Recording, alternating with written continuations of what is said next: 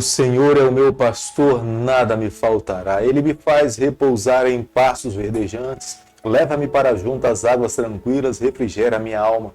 Ainda que eu ande pelo vale da sombra da morte, não temerei mal algum, porque tu estás comigo. Certamente a bondade e a misericórdia me seguirão todos os dias da minha vida, e habitarei na casa do Senhor para todo sempre. Amém. Muito bom dia.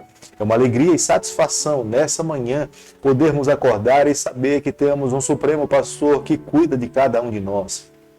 Independente dos problemas que nós possamos estar passando nessa vida, nós podemos descansar e confiar que esse pastor está ao nosso lado, direciona a nossa vida para um dia recebermos a salvação e estarmos ao lado do nosso Deus por toda a eternidade.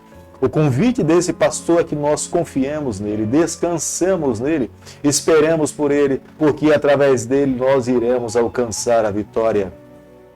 Todos os dias nesse canal nós estudamos um capítulo da Palavra do Senhor. E nessa manhã eu convido você a ter nas mãos a Palavra de Deus no livro de Lucas, capítulo 12, o versículo 1.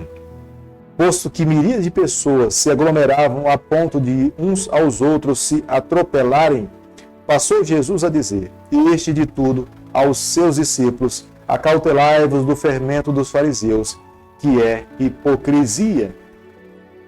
Todos os dias nós precisamos avaliar a nossa vida à luz da palavra de Deus. Nós não podemos viver uma mentira como se fosse verdade. Nós precisamos ser verdadeiros, nós precisamos representar bem o reino celestial. A nossa vida, de fato, precisa representar a Jesus Cristo. Se nós não formos autênticos, em algum momento nós seremos pegos, nós seremos descobertos que nós não vivemos a verdade. A autoridade de Jesus nessa terra era porque todas as palavras que Jesus pregava e ensinava, Jesus vivia. Jesus não disse nada que ele não vivesse. Era a razão pela qual as pessoas olhavam para ele e falavam, ele prega com uma autoridade como nós nunca vimos. Quando no versículo 1 Jesus está a se referir ao fermento dos fariseus, Jesus se referia a um incidente que acontecia dentro da casa dos fariseus. Eles ensinavam para sua família um requisito de 613 leis que nem mesmo eles conseguiam viver. Eles esperavam que a sua família e os seus filhos vivessem, mas nem os próprios pais, os líderes daquela época, tinham condições de cumprir todos os requisitos que as suas leis lhe determinavam. Embora eles tentassem viver essa religião, mas essa religião era apenas de aparência, eles tentavam cumprir esses requisitos que eram um fardo sobre os seus ombros, mas nem eles mesmos conseguiam viver esses ensinamentos, mas tentavam impor esses ensinamentos sobre a vida de outras pessoas. Seria o próprio Deus um dia que iria julgar todas essas ações dos fariseus, porque eles enganavam uma classe de pessoas, dizendo que conseguiam viver, mas a Deus eles não enganavam. E no final de tudo, seria o próprio Deus que os lançaria no inferno como resultado do seu falso cristianismo. Lucas capítulo 12, o versículo 10, a Bíblia diz o seguinte: todo aquele que proferir uma palavra contra o Filho do Homem, isso lhe será perdoado. Mas para o que blasfemar contra o Espírito Santo, não haverá perdão.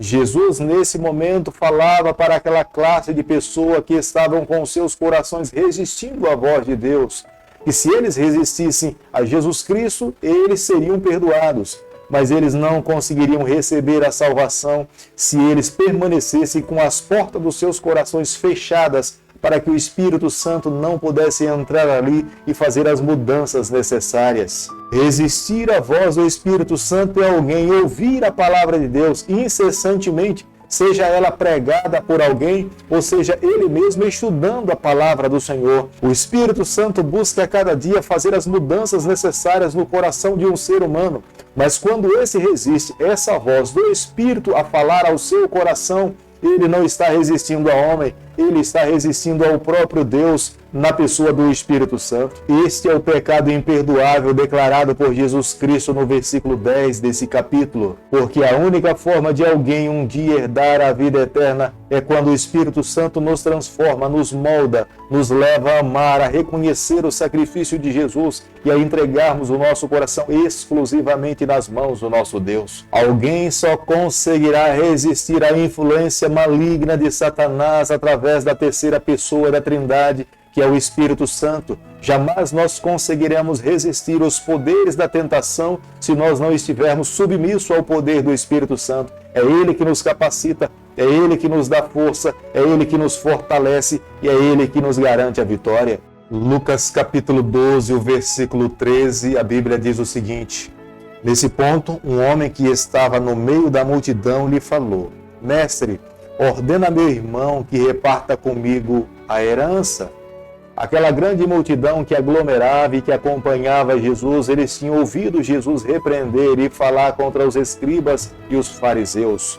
Lucas não menciona o nome desse homem, mas esse homem aproveitava aquelas circunstâncias, aquele contexto que Jesus tinha repreendido, aquelas duas classes de pessoas, e ele se aproxima de Jesus e fala para Jesus que ele acreditava que se Jesus falasse com a mesma autoridade que ele tinha falado contra os escribas e os fariseus, o seu irmão repartiria a herança e daria parte da sua herança para ele. Mas Jesus, diante daquelas circunstâncias, Jesus coloca para aquele homem que ele não tem a autoridade de um juiz, mas a sua autoridade é para conduzir as pessoas para o reino celestial. E ele diz: cuidado para que o seu coração não seja alimentado pela avareza, pela ganância, porque se o seu coração estiver sendo alimentado por esses sentimentos, você estará completamente perdido. Jesus, naquele momento, estava deixando muito claro para os seus discípulos e para todos os seus seguidores que a sua intenção nessa terra era promover o reino celestial, era levar os filhos que estavam nesse mundo a entregar seu coração ao Pai.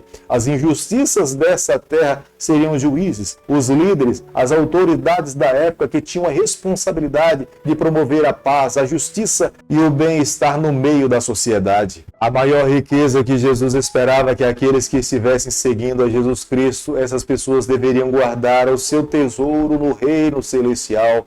Elas deveriam viver nessa terra amando as pessoas que estavam nesse mundo, elas deveriam respeitar os idosos, elas deveriam dar atenção para as viúvas. Se eles vivessem esse modelo que era Jesus Cristo, eles estariam acumulando a riqueza no reino celestial. E um dia, quando Jesus Cristo se manifestasse nas nuvens dos céus para vir buscar os seus filhos, ele se lembraria dos seus filhos e seria ele mesmo que recompensaria todo filho fiel que lhe amou, que lhe representou nessa terra e que viveu para o reino. Deus um dia irá de fato trazer salvação para todas essas pessoas. Lucas capítulo 12, o versículo 40, a Bíblia diz o seguinte: ficai também vós apercebidos, porque a hora em que não cuidais, o Filho do Homem virá. Jesus, quando esteve nessa terra, pouca preocupação Jesus teve para marcar data e hora do seu retorno aqui a esse mundo. Na verdade, Jesus em momento algum ele marcou data e hora para retornar a essa terra.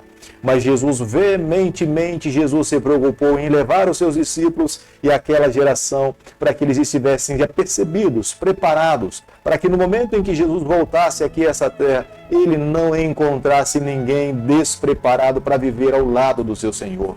E Jesus contou algumas parábolas, entre elas ele contou de um senhor que tinha muitos servos, e no momento em que ele voltasse da sua festa de casamento, quando chegasse na sua casa, ele esperava que os seus servos estivessem acordados e eles abrissem a porta para que o seu senhor entrasse junto com a sua esposa para viver felizes dentro daquele lar. Se porventura ele chegasse e os seus servos estivessem dormindo, o seu senhor puniria os seus servos. Da mesma forma, Jesus também contou no versículo 39 uma parábola falando que um pai de família, se ele soubesse o horário em que um ladrão iria à sua casa para lhe roubar, ele não deixaria as portas da sua casa abertas, ele trancaria todas as portas, ele estaria vigilante, ele cuidaria para que quando porventura alguém estranho batesse a porta da sua casa, ele estivesse pronto para afugentar esse malfeitor.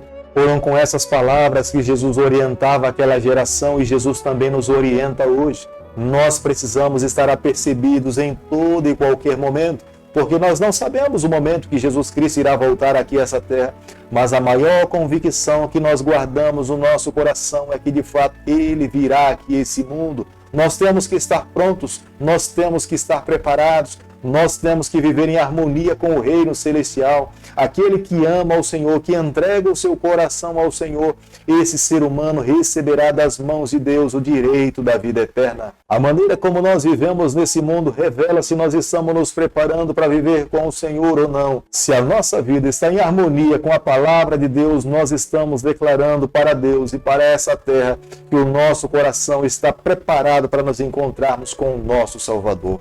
Querido Pai, a cada dia nós queremos viver mais para o reino e menos para essa terra. Toma o nosso coração, perdoa os nossos pecados, nos conceda a graça de um dia estarmos com o Senhor por toda a eternidade. É o que nós te pedimos, é o que nós te agradecemos, é o que fazemos em nome de Jesus. Amém.